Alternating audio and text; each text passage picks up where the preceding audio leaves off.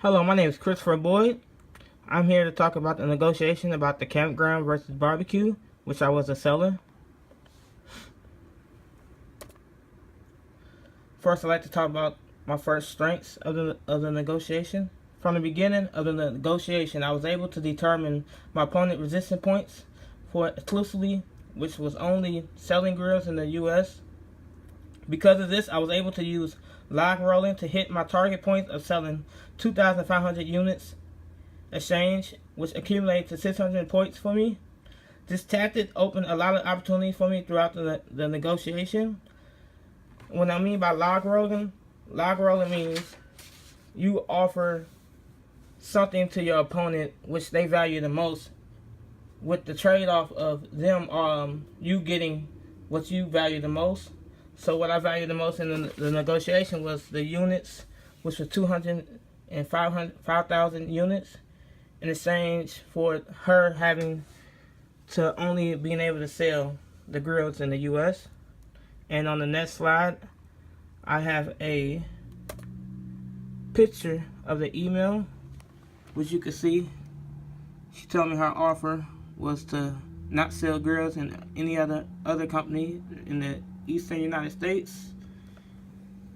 And here is a image of what we did throughout the whole deal. You see, I was able to get my 2,500 units for the number of units exchange for that. That was my trade-off with that. So I'm glad I used that.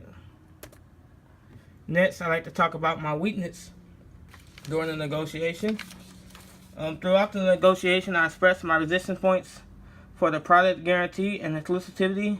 This allowed my opponent to use tactics to expand their pie to make me go lower than my resistance points. And because of this, I chose to do a payment for price of unit for $350, which resulted in zero profit for me.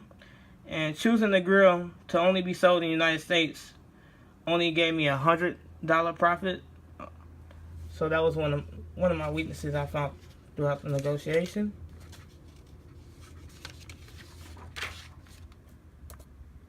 Next thing I like to talk about is some more strengths that happened during the negotiation.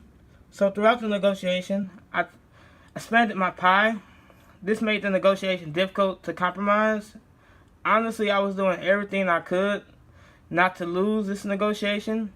So the negotiation started out as distributive because both of us were trying to win the negotiation, and we couldn't agree to any terms to compromise, to find out who wins or who loses. But because of that, the negotiation was going nowhere.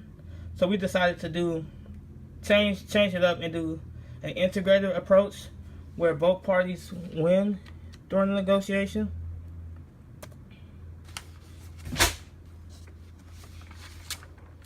But with doing that, some of my weaknesses I like to talk. With doing that during the negotiation, I went lower than all of my resistance points I set throughout the negotiation, and because I changed my approach during the negotiation from distributive to integrative, I ended up losing.